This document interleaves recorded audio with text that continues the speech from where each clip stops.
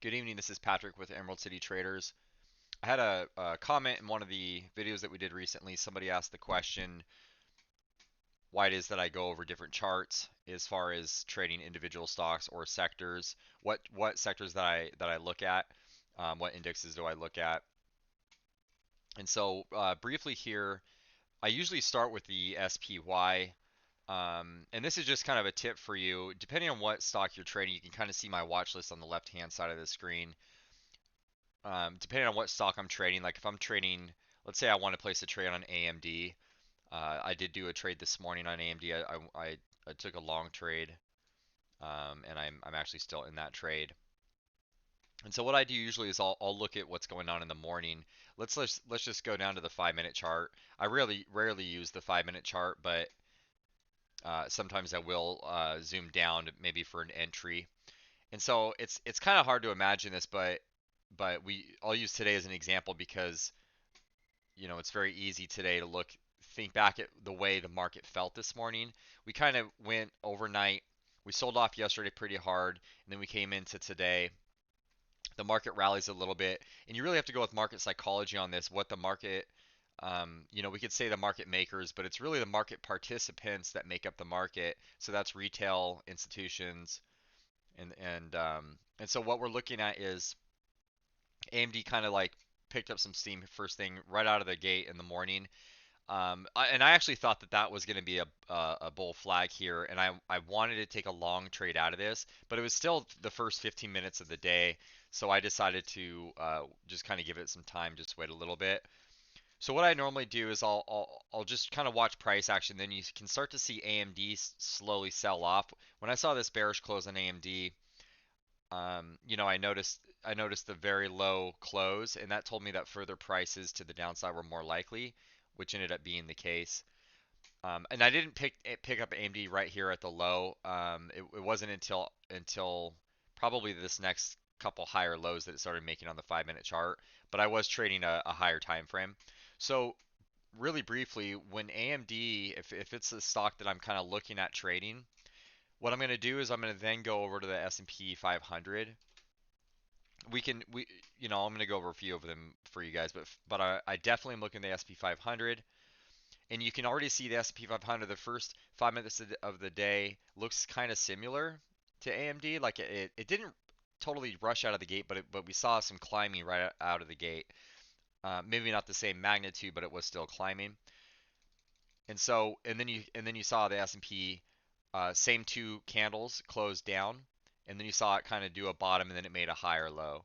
And so that's this is what I'm looking at as far as what is the other market, what are the other markets doing. Now I'm going to look at the SMH.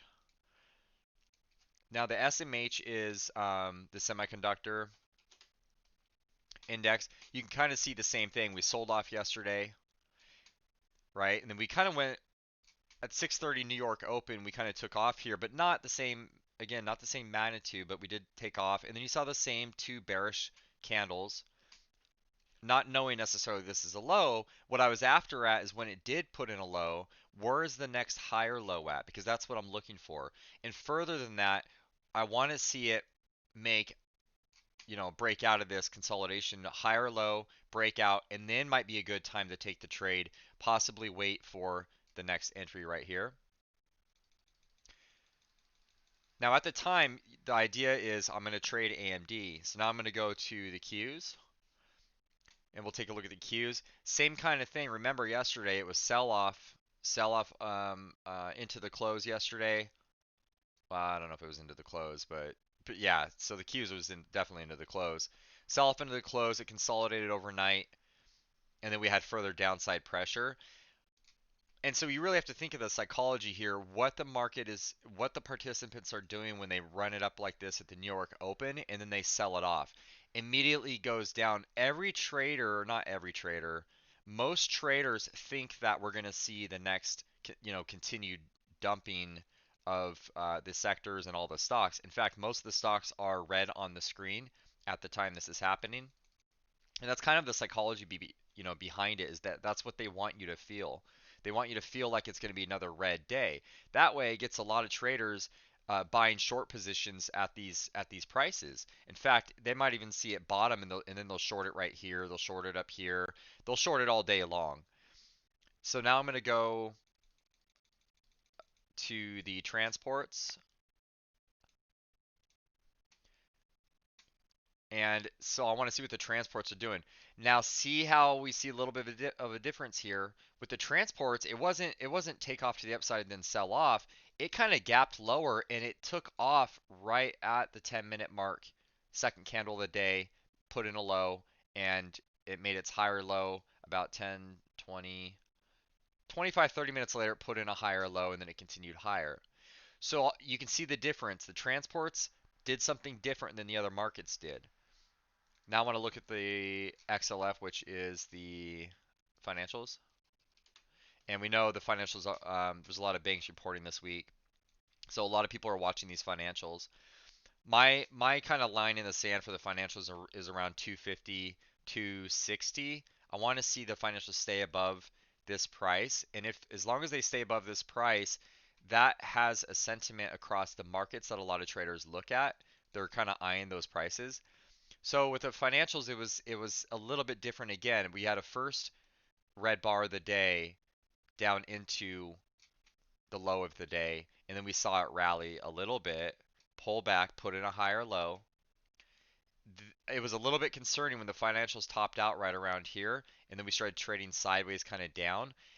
At that point, it's not very clear what the chart is saying at that point. It's not clear if it's going to break out to the upside or if it's just going to continue lower. It's really hard to gauge. I'm going to throw a couple more in here and then we're going to wrap it up. The last ones I'm going to look at, you could look at TLT, but instead I'm going to go down here. Well, we'll look at the VIX. What did the VIX do today? Today it dumped a little bit, and this is the VIX is a way to measure, it's the put to call ratio, the volatility index, how many people are shorting the market versus how many people are long the market. It's kind of a ratio, and I could get really in depth with the VIX, but I'll mainly say this: if the market is rallying, the VIX is usually down. Today we saw the VIX down minus 8.29%. When the market is selling off, the VIX is usually higher on the chart. And this is was the giveaway for yesterday. Remember, we did a Tesla video, and in that video we talked about the VIX was elevated. Okay, the VIX was elevated before the market started selling off. That means that option traders, that means that traders were getting ready for a sell-off yesterday before the sell-off happened, which is partially another reason why I don't watch the news. It's just too much to follow. I'll watch the news in the morning and after market is over usually. So that's the VIX today. It had somewhat of a bearish close today. And I wouldn't say any one of these by themselves would give you an indication on what the next day is going to 100% be. 100% of the time you know for certain, but its probability is what the next day is going to be. So we can kind of look at the markets. So now I'm going to go to the yields. Not a lot of people watch the yields, and they really should. So with the yields, we want to see the yields. These are the treasury yields. We want to see them rally with the market. If yields are selling off, that could be bad news for the market. Primarily the curve, but we won't get into the yield curve. I'm just going to talk about the three yields that I watched: the 10-year, um, the 5-year, and the 30-year. I might have the 20-year up here. No, it's the 30-year. So with the yields, again, you see all three of them are making. They kind of bottomed out and they started curling a little bit. It's a little bit better of an indication.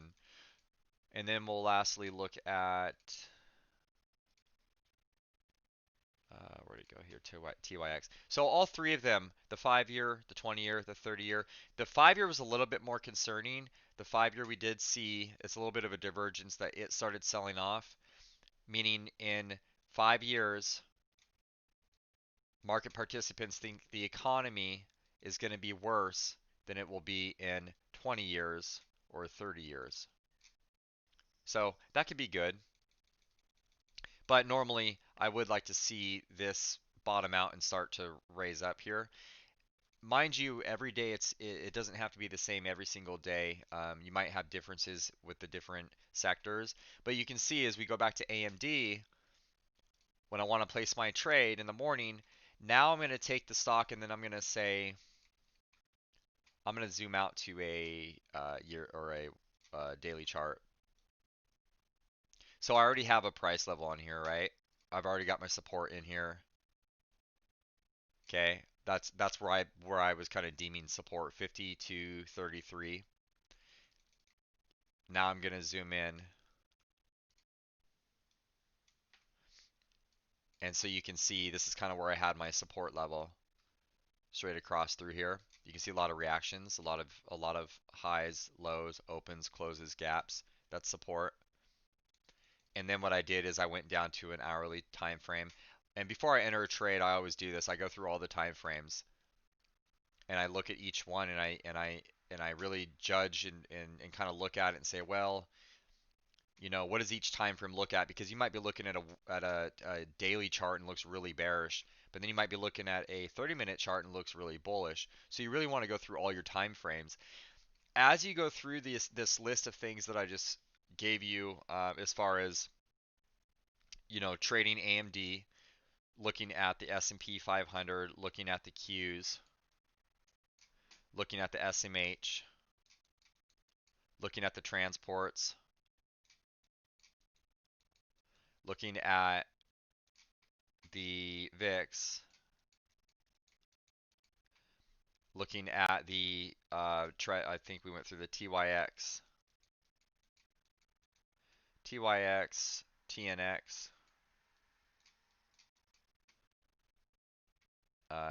5-year, I think it's FVX. So I know it's a lot to look at, and then combine this stuff right here, combine that with actually going into the chart that you're trading, and ask yourself this: if you had to do a column over here and you said bulls versus the bears, and you put a check mark by each thing you saw. If I saw something bullish, if I saw something bearish, bearish, bullish, bullish, bullish. Okay, if you can get this column over here to have a lot more check marks than this column over here, and you really want to know both sides of it, and that's the hardest thing with being a trader, is even though I'm bullish a stock, or let's say I'm bearish AMD, just because I'm bearish AMD doesn't mean that I can't take a long position in it. Just because I'm bearish Tesla doesn't mean I can't take a long trade. Or if I'm bullish Tesla, I can take it, I can't take a short trade. And that's the thing with trading, is you really have to go through and decide for yourself, um, you know, why am I taking this trade? It is below the moving averages on a 4-hour chart. That's not bullish. And then foreseeing what this candle could look like if the market started rallying and then AMD went with it, what would this candle start to look like? Ask yourself what that candle would look like with price being low on the chart. If price was all the way down here and down here, and I know what that feels like. We all know what that feels like when price is that low. It's very scary time to buy because you don't know if it's gonna, the minute you buy it, and then it does this, which happens a lot. So that's what I do with my trades. I do that with each and every trade. I encourage the same thing to go through. This is this is how I like to do it, and I'm not saying it's the only way of doing it. I just found that um, for me, it's the easiest way of going through and what is the arbiter, price being the arbiter. It's the easiest way of going through the checklist of items to make yourself more successful. So I hope that answered a lot of questions. Um, and if you have any more questions, feel free to put it in the chat. That'll do it for tonight. If you want to know market analysis as far as today's price action across the markets, look at last night's video. I talk about where I think the market is on the chart, and whether I think it's bullish or not. And I go over a couple points on that last night's video. So thank you. Have a good night.